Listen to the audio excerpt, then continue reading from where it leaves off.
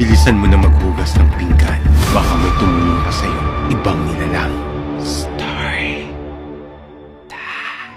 Ako si Aliyah. Gusto ko lang ikwento yung karanasan ng pamilya ko sa bahay namin sa Cavite. Yung bahay namin sa Cavite, parang open area siya na nagsisimulang subdivision pa lang. Wala pa masyadong ibang bahay na nakatayo. Isang gabi, pumunta ang lola at tita ko sa bahay namin para bumisita. Tapos mga alas 8 ng gabi, nagkusa si lola na hugasan yung bote ng dede ng apo niya o kapatid ko na baby pa lang. Yung lababo namin ng mga panahon na to ay di pa gawa masyado. Pero meron ng pinto at lock na papunta sa likod ng bahay namin. Meron kasing bakanting lote dun at may puno ng saging sa likod namin. Tapos yung lababo namin, wala pang bintana pero may butas na yun na hinaharangan lang ng garden net.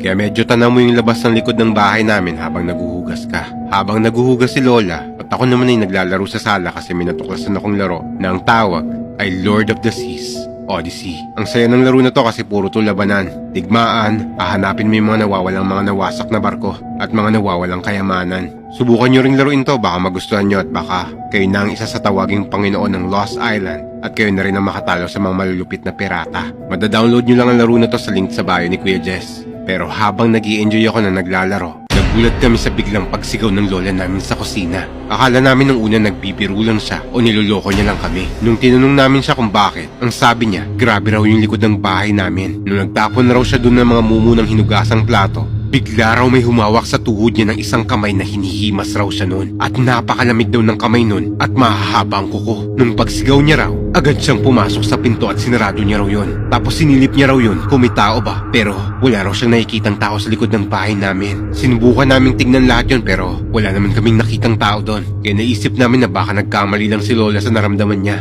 Pero naulit ang misteryong pangyayari na to sa kapatid ko. Habang naguhugas ng plato ang kapatid ko, mag-aalas 7 na ng gabi nito. Sabi niya, habang naguhugas daw siya, ay bigla raw may lalaking lumitaw sa likod ng bahay namin. At nasa tapat daw yun ng bintana ng lababo namin na net pa lang ang harang ng mga panahon na to.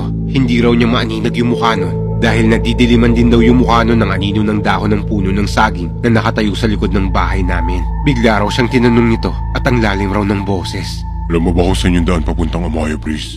Doon pa po yun. Pagkasabi raw ng kapatid ko nito, bigla raw umalis yung lalaki at sinundan niya raw ng tingin yun. At nawala raw yun ng parang bula. Natakot raw siya nito at dito na siya tumakbo papunta sa amin. Dito niya na nga kinuwento sa amin ang pangyayari na to. Ang pinagtataka namin, paano mangyayari yun? Bakit naman may biglang dadaan sa likod ng bahay namin? Hindi naman daanan ng tao yun. Kaya matapos ang pangyayari na to, inayos na namin yung bintana ng lababo namin at nagsaboy din kami ng asin doon at hindi na kami lumalabas sa likod namin kapag sumasapit na ang dilim.